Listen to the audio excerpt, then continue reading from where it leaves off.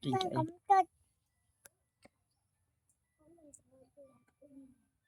chạy mất ở đây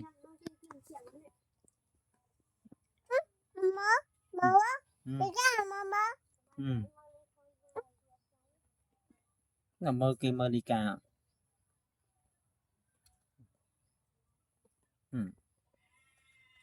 dạ bác con mơ